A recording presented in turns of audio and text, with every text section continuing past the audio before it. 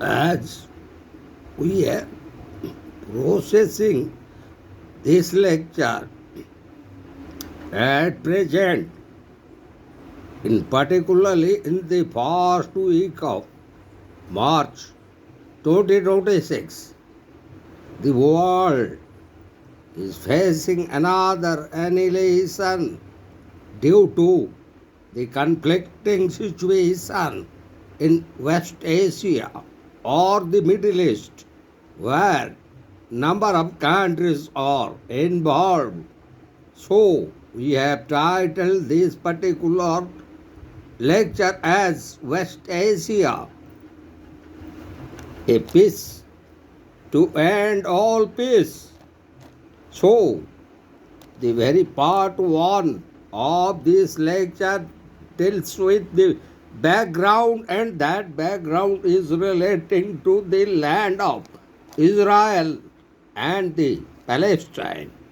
So the very conflict as it was began in 1941 conflict, and that was after the very formation of the state of Israel, then the conflict of 1956 and the war of 1967, then the peace efforts as initiated by the world powers, then war of 1973 and the peace treaty of 1979, which was known as the Camp David Treaty.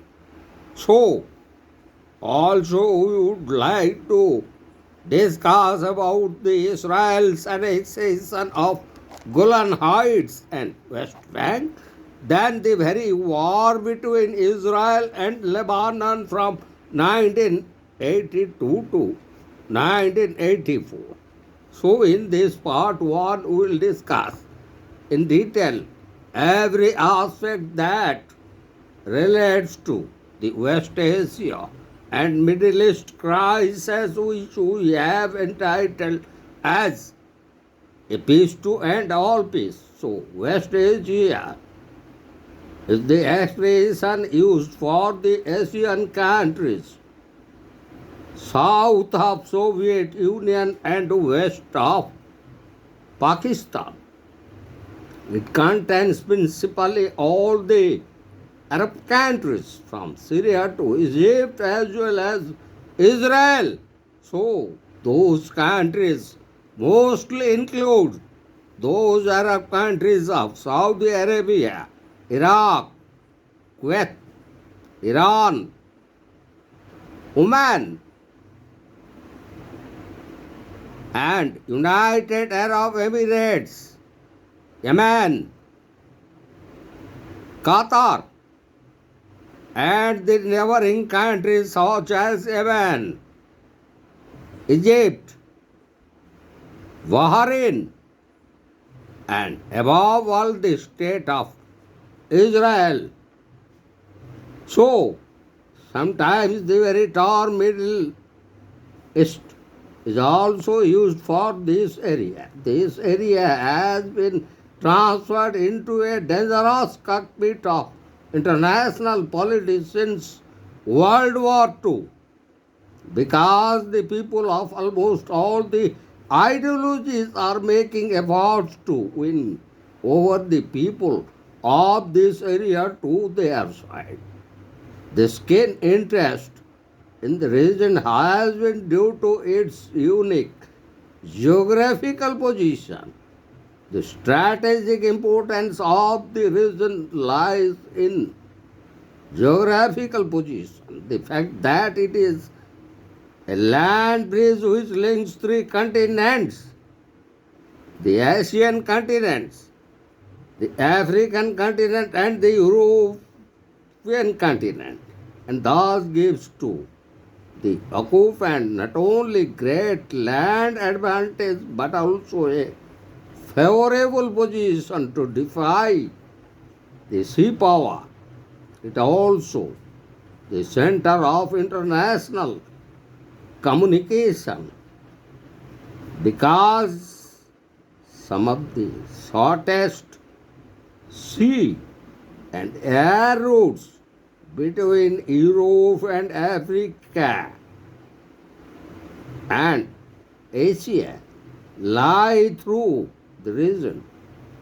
The two most important waterways of the world, for example, the straits connecting the Black Sea and the Mediterranean and the Suez containing the Red Sea with the Mediterranean are also located here. In short, the very reason is the global center of gravity. So, as according to Professor and expert on international law, Richard Cox, the Arab-Israel war was a battle by proxy between the superpowers in which Russia and the United States tested many of their weapons that would be used in a European conflict. So,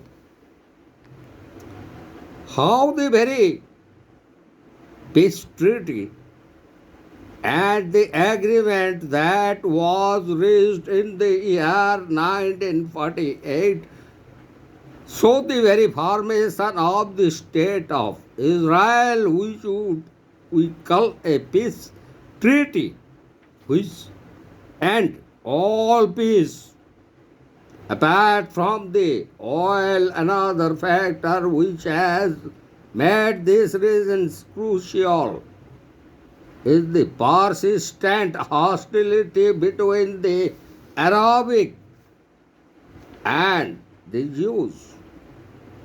It is a matter of common knowledge that problems of Palestine had continued to include a solution during the entire war period. During the war, the Jews extended full support to the Allies in the hope that at the end of war they would be given their promised homeland. At the end of war, Britain announced her intention to withdraw from Palestine and referred the matter to the United Nations Organization General Assembly for decision. The General Assembly appointed a committee which recommended the position of Palestine. It suggested to formation of Jewish states and an Arab state with Jerusalem under international control. The three areas were to be linked by a common economic union. These recommendations were endorsed by the Assembly of United Nations in November 1947. However, neither the Jews nor the Arabs were in favor of partition. Soon a civil war broke out which resulted in the death of a number of British soldiers. In view of the growing public pressure in England, Britain terminated her mandate over Palestine on May 15, 1948. So that's why we have entitled that the very crisis continuing in West Asia as a peace to end all peace. So now we would like to discuss those factors responsible for the West Asian or Middle East conflict. The factors which led to the West Asian conflict broadly fall into two categories. For example, the internal and external. In the internal spheres, the core factor was the conflict between the Zionists and the Arabs regarding the possession of the same territory. The Zionists, it was the question of Israel, while to Arabs it was the question of Palestine. The Jews, representing the very concept of racial and religious unity, and the Arabs representing the secular and nationalistic concept. It may be noted that all the Arabs do not belong to a single religion. Representing, even though majority of them are followers of Islam, there is a sizable number of Christians as well as the Jews among them. The term Arab therefore carries a cultural, political, and to some extent regional composition in which religion does not play any part. The Arabs made it clear their quarrel was against Zionism, which rested on religion and racial bigotry, and not the Jews, because the Jews have always lived happily in the Arab lands. Even now, there are a sizable number of Jews in many of the Arab countries, and they enjoy full religious freedom.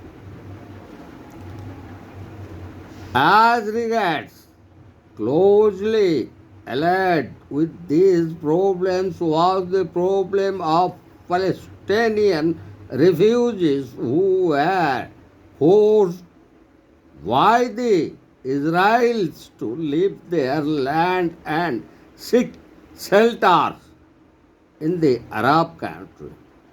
It was a vital question in the struggle whether almost the total population of a country could be deprived of its homeland because some people staked their claim on it.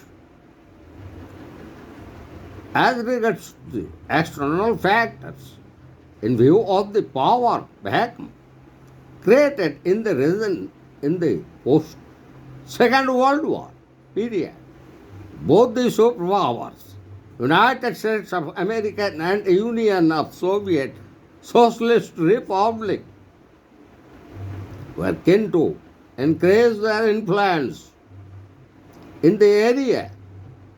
The situation became serious because the two powers supported the rival parties, and thus the West Asian crisis virtually became a battle by proxy between the two superpowers.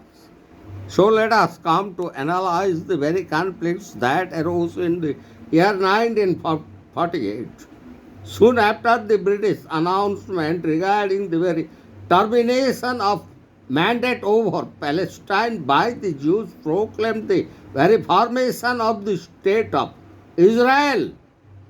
The new state kept its boundaries confined to the areas which were recognized by the United Nations Committee as use areas.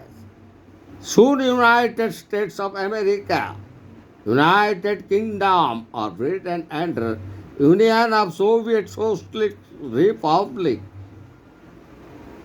extended recognition to the new state. They were followed by other countries of the region like Turkey, Jordan, and Iraq, which were those followed by and the countries of the regions besides Turkey, Iran, some of the countries like the Egypt, Syria, Lebanon, Jordan and Iraq could not reconcile with the creation of an independent Jewish state and declared a war against it. So, the very conflicting situation which ultimately culminated in the conflict of 1956 following Egypt's nationalization of the Suez Canal conflict. Israel, supported by the United Kingdom and France, made military intervention against Egypt. Immediately, the General Assembly held an emergency special session and called for a ceasefire and withdrawal of all foreign forces from Egyptian territory. It authorized the establishment of the United Nations Emergency Force, the fourth United Nations Peacekeeping Force. The United Nations Emergency Peacekeeping Force supervised the troops' withdrawal and was deployed on Egyptian territory to act as a buffer between Egyptian and Israeli forces and succeeded in bringing about the peace in the area. So, this is why we subtitle the very conflicting and the crisis of West Asia or Middle East as a peace to end all peace. So, now we'll discuss about the very war of 1967. Another open confrontation between Israel and Arabs took place in June 1967. Though the immediate cause of the conflict was a border dispute between Syria and Israel, the real causes of the dispute can be traced back to the time of Israel's birth in 1947.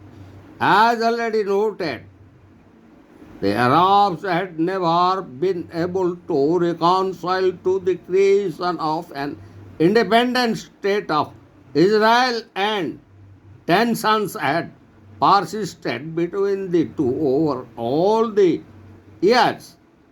The dispute erupted into a war in June 1967. When, in the wake of dispute between Syria and Israel,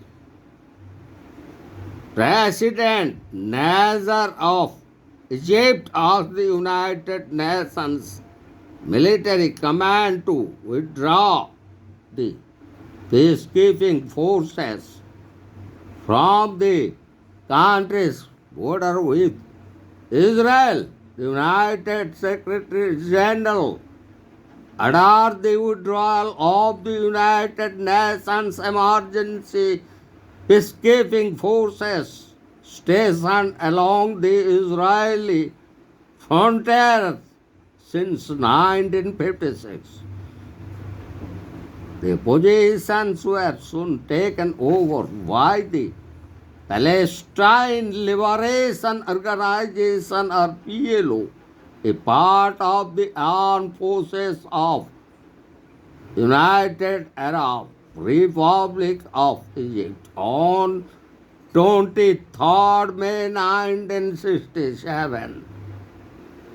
The United Arab Republic announced the closure of the Straits of Tiran and the Gulf of Aqaba to the ships of Israel.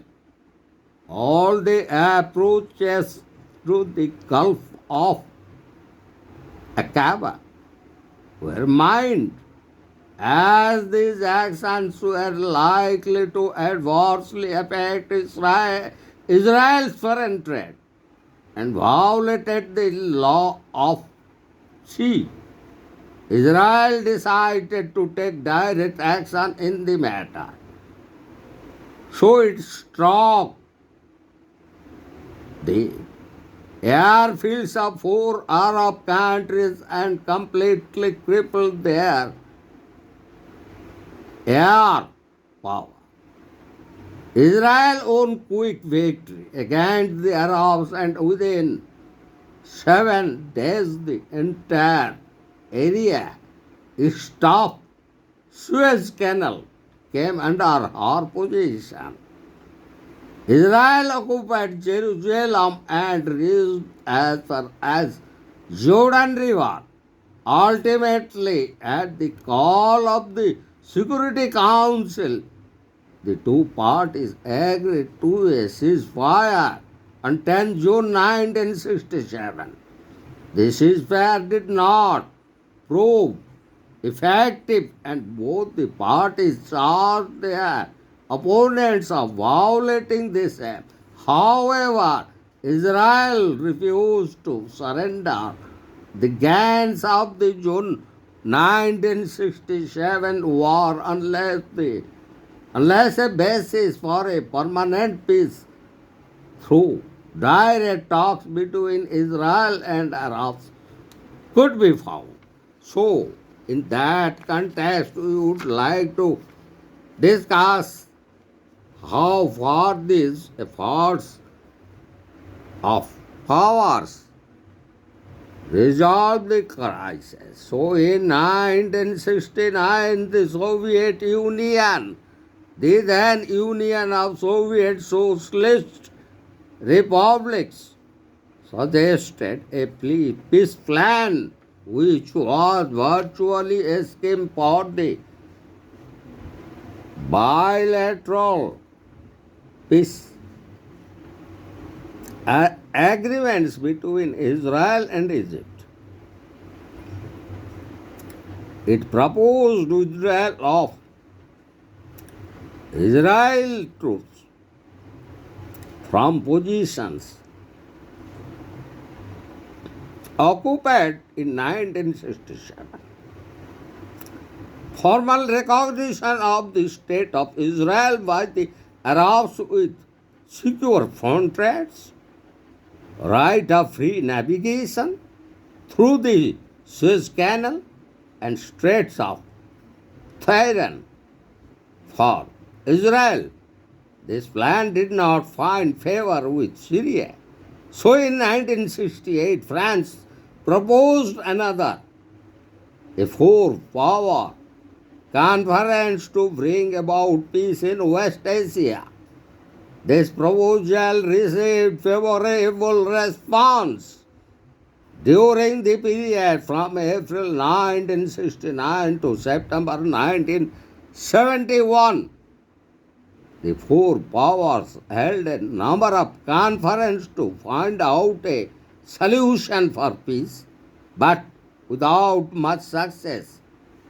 One of the main stumbling block in the way of progress was the interpretation of resolution number 242 that was enacted why the United Nations General Assembly in 1970, the United States of America proposed a plan with a view to promote the prospects of peace in West Asia. According to this plan, both the sides were to be encouraged to adhere to the United Nations ceasefire resolutions. Both the parties were required to reappraise positions which had become roadblocks to peace in the region. The United Nations peace representative was to be helped to launch a process of negotiation among the parties, open talks to be held. Soviet Union and other major arms suppliers with a view to reach an agreement regarding the question of arms limitation. The plan was accepted by Israel as well as United Arab Republics, and the shooting war came to an end. However, permanent peace could not be established in the area. So now we will discuss about the war of 1973. In the face of failure to find a negotiated settlement of the problem of Arab decided to make another bid to recover their areas from Israel through armed actions. Realizing that their defeat in 1967 was mainly due to the lack of concerted action on the part of the Arabs. So, the Egyptian President Anwar Sadat tried to face the difference with the Arab nations. He modernized the army by equipping them with latest weapons from Soviet Union. While he was making all these preparations, he also made efforts to secure the Arab territories from Israel through negotiations. However, the Israeli leaders were not willing to part with the Arab territories in view of their long-term security independence and importance. So on October 6, 1973, when the Jews were busy celebrating their annual festival, Yom Kippur, the Arabic countries and those Arabs launched a surprise attack on Israel and penetrated a number of miles into the Sinai desert. Simultaneously, the Syrians launched an offensive in the Gulf, and that is relating to the Golan Heights, and overran the Israeli outpost. Though the war started on these two fronts, the other Arab countries like Morocco, Kuwait, Saudi Arabia, Tunisia, Iraq, etc., also deployed their troops. Thus, for the first time, the Israelis had to encounter the force of the entire Arab country. In view of the grave situation, the Security Council. So Israel retaliated, and taking advantage of one of the weak points of the Egyptian troops, pushed her tank force to the other side of Suez Canal and cut off the Egyptian Third Army's communication line with its base. The Israelis threatened to move towards Cairo, the capital of Egypt. So, on the Syrian front, also the Israel forces managed to occupy the strategically important Golan Heights. Thus, Israel succeeded in making good the loss due to the initiative taken by the Arabs. So, in view of this grave situation, the Security Council of United Nations General Assembly on its 22nd October meeting in 1973 passed a resolution asking both the parties to cease all firing within 12 hours of the adoption of the resolution. It also called on them to implement the Security Council resolution of 1967.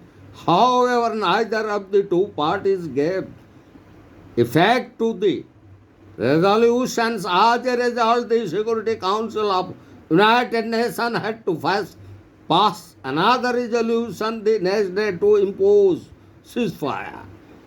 It created an emergency force with American and Soviet participation to carry out the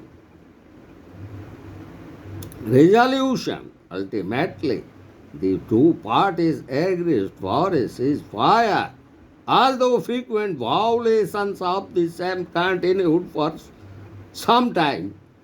To ensure that the peace of the area was not disturbed, Dr. Kurt Waldheim, the then United Nations Secretary General, suggested plans for the stationing of emergency forces in West Asia, which was accepted by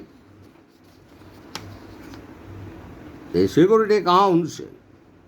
The forces were contributed by Australia, Sweden, Finland, Ireland, Ghana, Indonesia, Nepal, Panama, Peru, Poland, and Canada. A formal agreement between the two parties was reached on 11 November 1973. Chiefly due to this ceaseless effort of Dr. Henry Kissinger, the then U.S. Secretary of State. As a result of this agreement, both Egypt and Israel agreed to observe ceasefire called by the United Nations Security Council. So, finally, we will discuss here about the peace treaty of 1979. After the above settlement, United States of America continued to make persistent efforts to evolve an agreement between the two countries to establish permanent peace. Her efforts yielded results in early 1979 when Egypt and Israel signed the historic treaty at the launch of White House. The treaty was formally signed on 26 March 1979 by the then late Israeli Prime Minister Mr. Menachem Begin and the Egyptian president then Mr. Anwar Sadat, a moving ceremony presided over by the then President of the United States of America, Jimmy Carter. It may be noted that the framework for this peace treaty was agreed at the Camp David in the month of September 1978 in United States of America. The treaty concluded at Washington was subsequently approved by the cabinets and parliaments of the two respective countries. As a result of this treaty, Israel agreed to dismantle Jewish settlements and return to Egypt. The vast Sinai Desert ceased in the War of 1967. On its part, Egypt agreed to formally recognize Israel, the Jewish neighbor. Israel also agreed to return within 7 months the oil fields of Sinai to Egypt.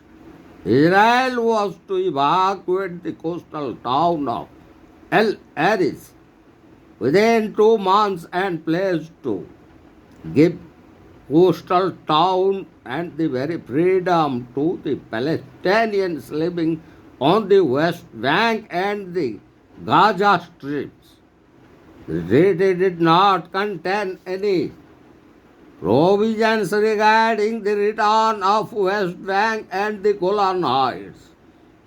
It was hoped that once the Israelis were convinced of the peaceful intention of Egypt, they would eventually agree to give up these territories also. However, the peace treaty did not find approval with other Arab countries because it failed to make any reference to the future of East Jerusalem and Golan Heights and also failed to give any assurance regarding Israel's withdrawal from other Arab territories, with the exception of Morocco and Oman. The other Arab countries outrightly rejected the treaty. So, in that connection, we would like to discuss at this very juncture the European Common Market leaders took an initiative in the United Nations to seek modification in the United Nations Resolution 242 numbered, which while recognizing the right of Israel to exist within the secure borders, called for its withdrawal from the occupied Arab territories. It treated the Palestinians merely as refugees and insisted on right of self-determination for the Palestinians and emphasized the need of associating the Palestine Liberation Organization or PLO with West Asia peace negotiations. The European Economic Unit leaders also condemned Israeli settlement on the Western Bank as the region a serious obstacle to the peace process and contrary to the international law. Yet another bid to resolve the West Asian or Middle East crisis was made in the year 1981, in particular in the month of August, when Saudi Arabia's crown prince Fahd proposed an 8-point plan, and that 8-point plan which was included as the number one point in the plan was an Israeli withdrawal from all Arab territories occupied in 1967 war, including Arab sector of Jerusalem, removal of all Jewish settlements which Israel has set off in territories occupied in the 1967 war, for example, the West Bank of Jordan River, the Gaza Strip and Golan Heights. That is the second important point of this peace plan rendered by the Saudi Arabia's crown prince Fahd.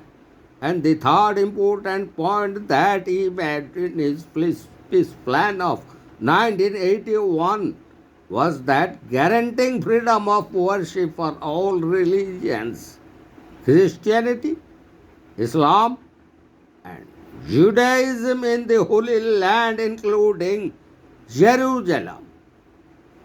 The fourth point of his plan was placing the Palestinian populated West Bank under United Nations trustee for a transition period of only a few months.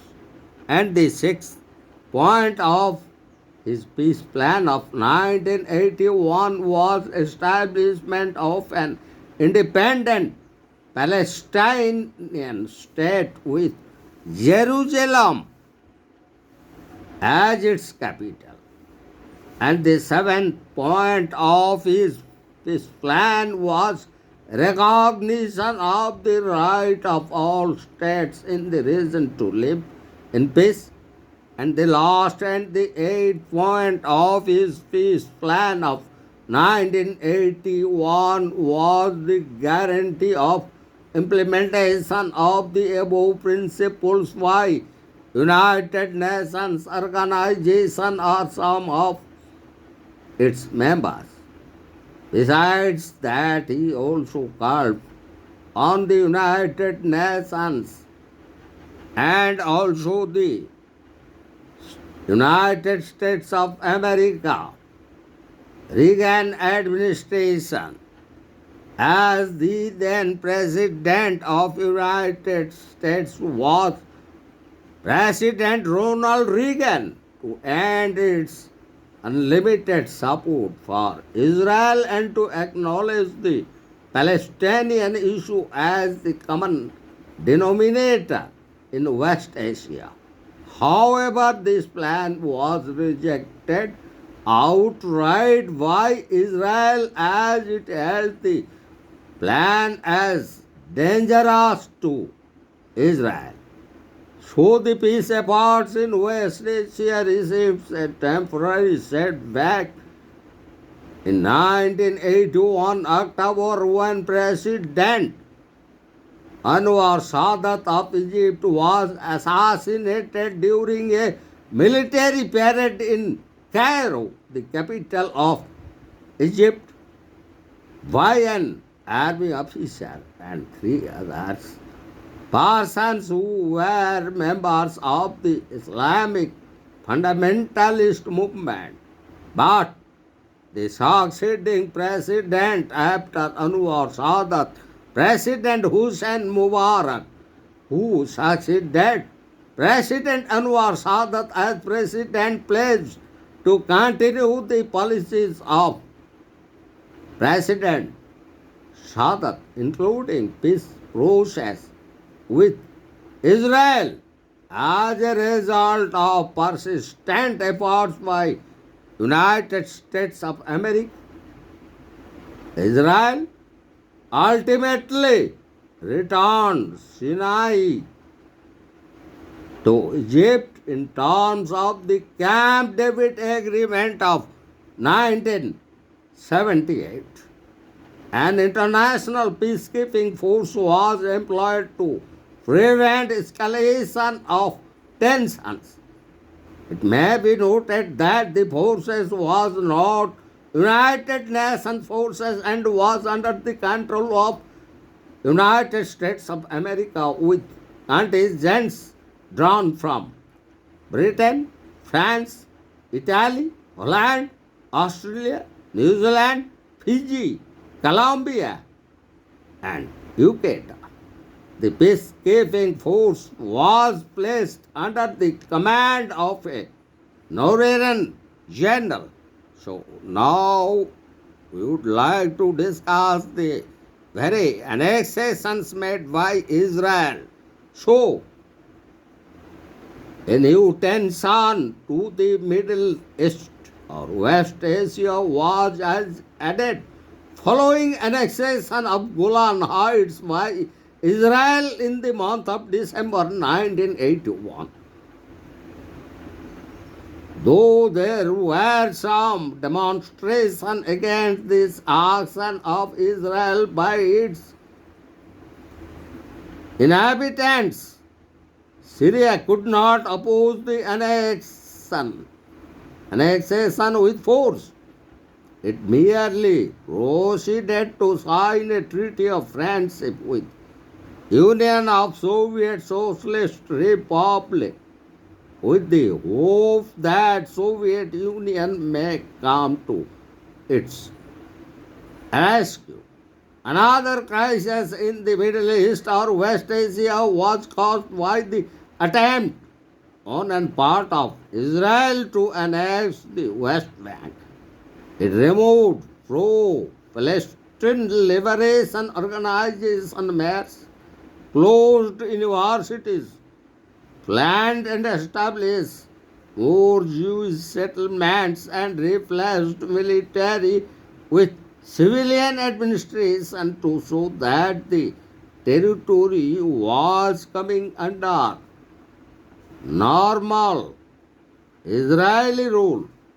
Israel's Prime Minister, the then Prime Minister of Israel, Menachem Begin, also announced his intention to annex the very territory, and after the very lapse of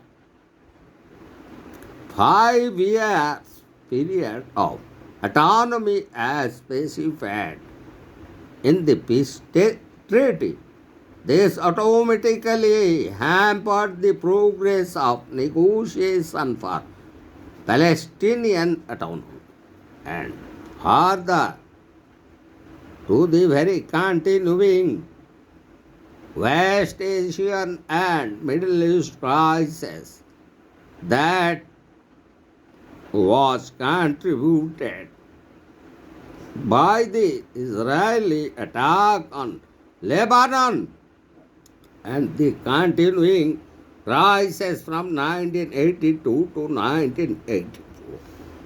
So, as the data of return of Sinai approached, tensions on the Israeli-Lebanon border started increasing due to military build-up and repeated threats of invasion by Israel. Israel argued that Palestine Liberation Organization's intrusion from Syria were as much a violation of the Lebanese ceasefire intrusion from Lebanon and threatened to invade in response to one such intrusion.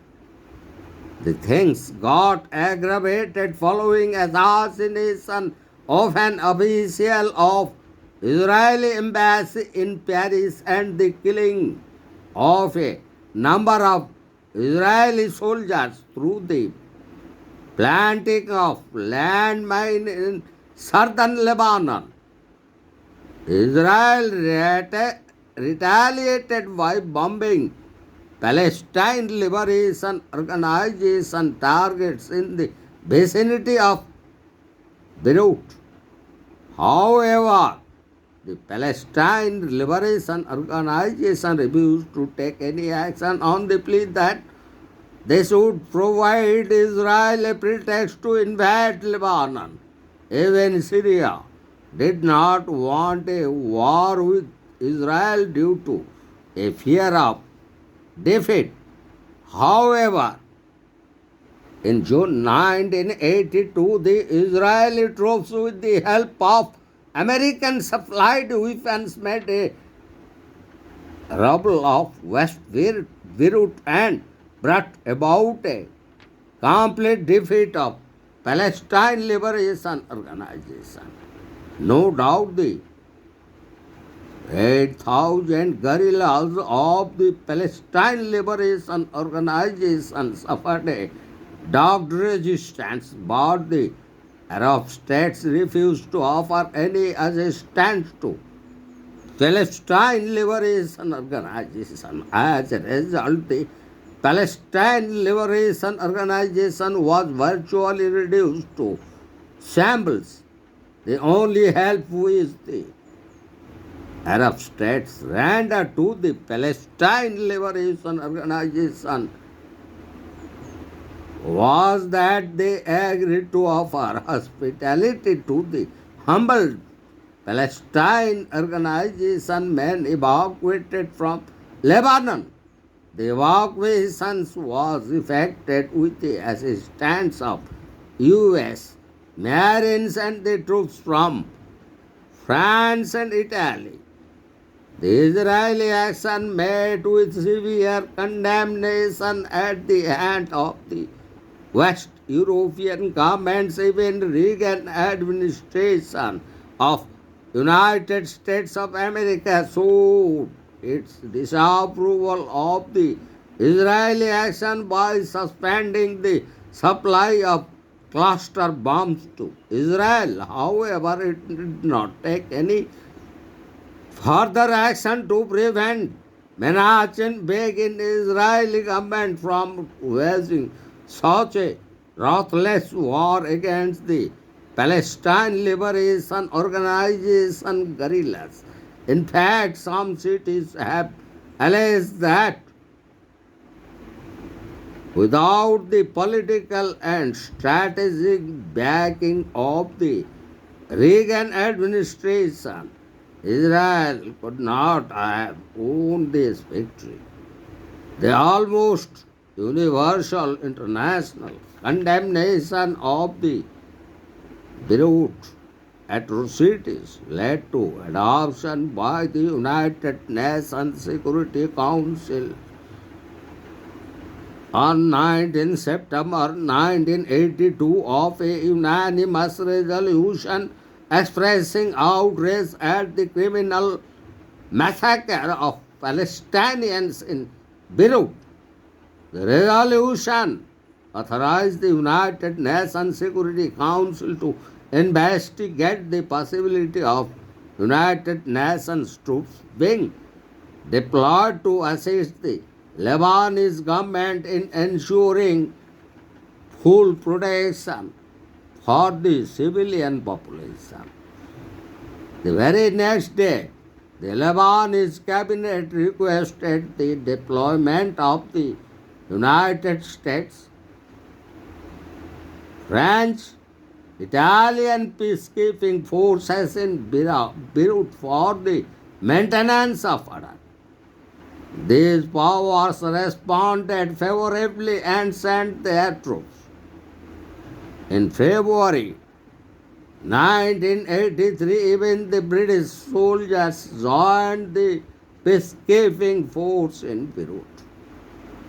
Towards the close of 1982, United States of America made a bid to arrange direct negotiation between Lebanon and Israel, and after some initial difficulties succeeded in bringing the two parties to the negotiating table in the month of January 1983.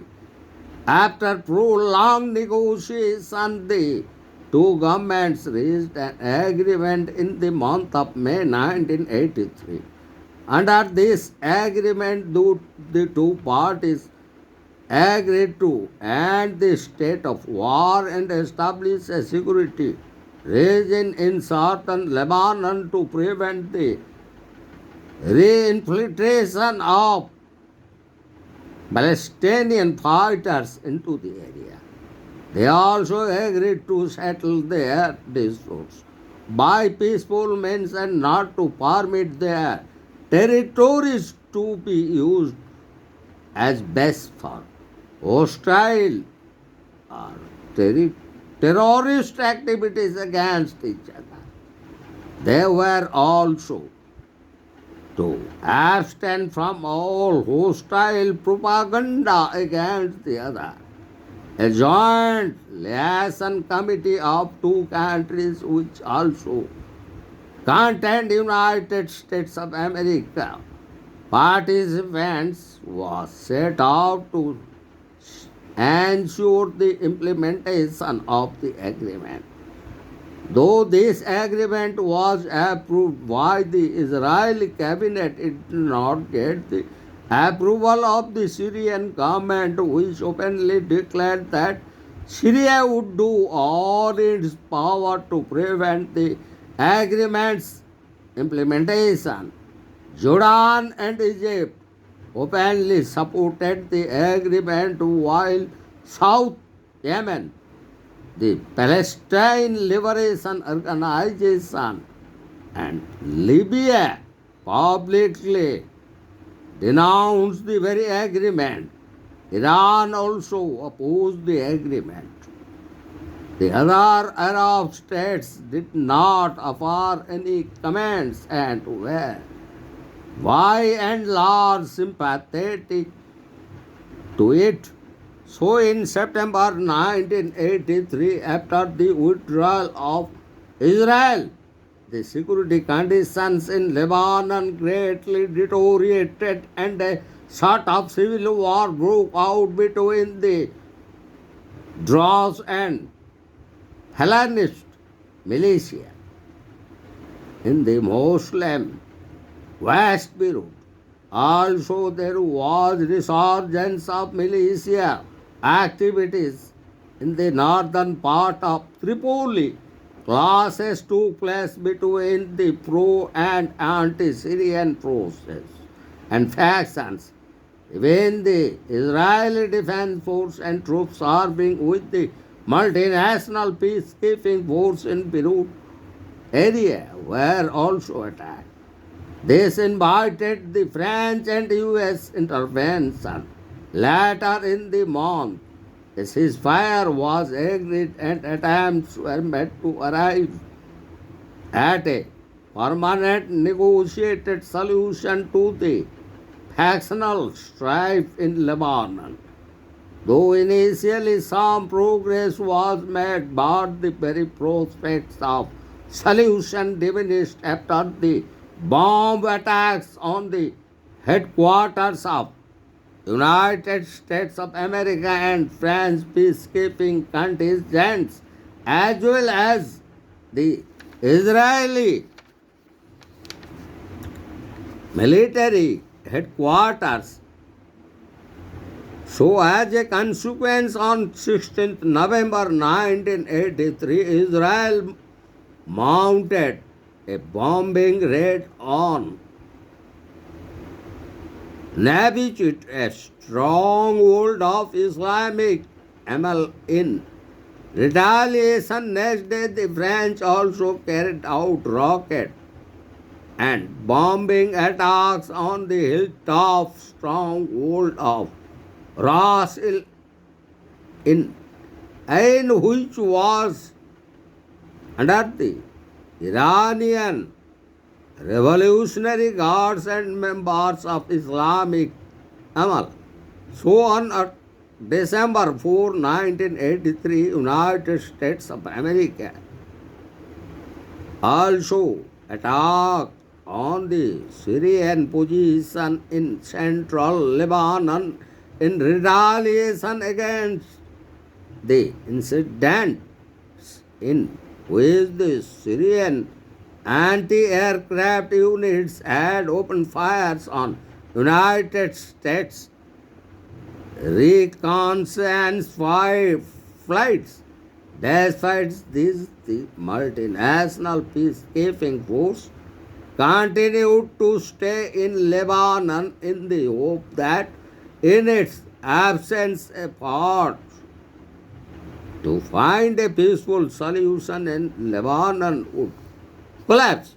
So, in view of growing hostilities towards the multinational peacekeeping forces, on 7 February 1984, United States of America announced that its contingent of some 1,500 Marines would be removed to the Sixth Fleet offshore in a phased redeployment over the next few weeks. On 8 February 1984, Italy announced that it intended to make a gradual withdrawal of the remainder of its contingent to the multinational peace force. On 12 February, the French President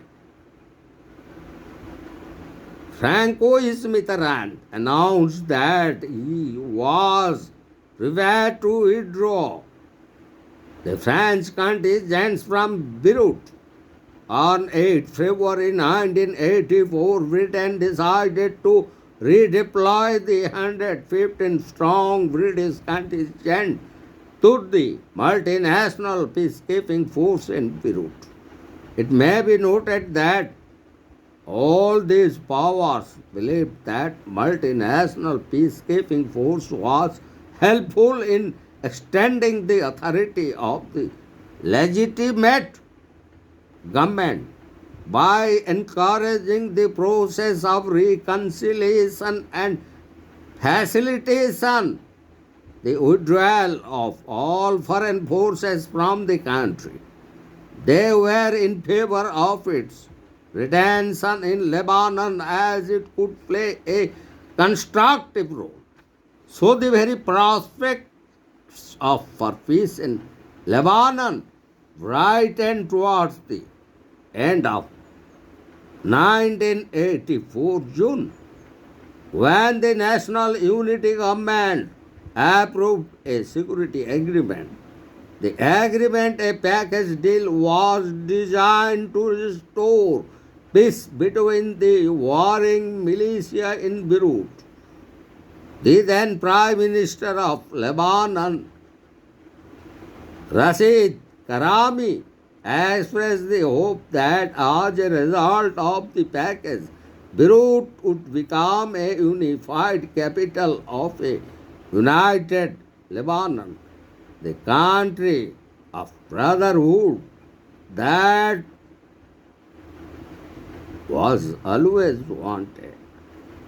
But the hope was believed because the Christians who have traditionally controlled the army were not willing to give up their military clout, while the Muslims demanded replacement of the army commander, General Ibrahim Tonos, because of his involvement in the fight against the Muslim militia in February 1984.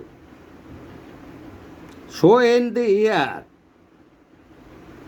1985, a further tension developed in Lebanon when the fundamentalists hijacked a plane carrying 39 Americans and held them as hostages. The crisis was aborted because after 17 days the hostages were released. The Lebanon crisis still persists. It divided among feuding Shiite Christians and other factions. Israel cannot assume the role of a policeman and impose its will on the country. On the other hand, Syria has tightened her grip on Lebanon's internal setup and is trying to curtail the powers which the Christians have enjoyed for long. The domestic politics of Lebanon thus remains in a terrible mess, and the future of this war torn country continues to be bleak. There are hardly any prospects for an overall Arab Israel peace settlements in that neighborhood. So, in this lecture, almost we have discussed the very beginning of the West Asia or the Middle East crisis, and which is a long lasting and permanent geopolitical and an international crisis which is continuing since number of years. The very background of this we could trace into the historic and Holy Bible, where there was a mention of the Holy Land of Israel and about the Palestine, and the very difference and confrontation between the people of Hebrews communities and those of Jews of Judaism and those Palestinian populations, and how after the end of the Second World War, how the state of Israel was born and in the year 1947, and how the conflicts began in the year 1948 and the very conflict of 1956 and the war of 1967 and the war of 1973 and the very Camp David Peace Treaty of 1978 or the Peace Treaty of 1979.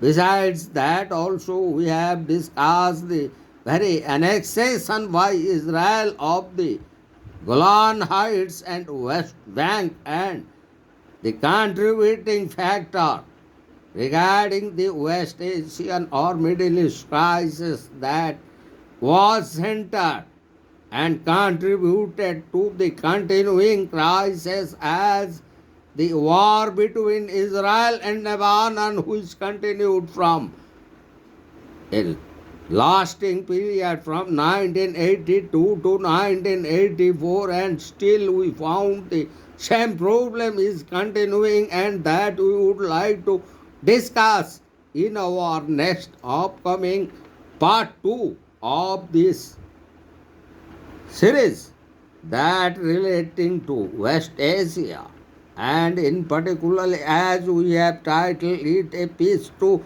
end all peace, and in part 2 we will discuss in exhaustive manner the very role of outside powers, in particularly Britain, France, United States of America, Union of Soviet Socialist Republics, and in context to that their role of outside powers in the very conflicts of 1948, 1956 and the wars of 1967 and 1973, and also the Atlanta Conference of 1983, that we would like to exhaustively discuss in our upcoming lecture, and that is part 2 relating to West Asia or the Middle East crisis.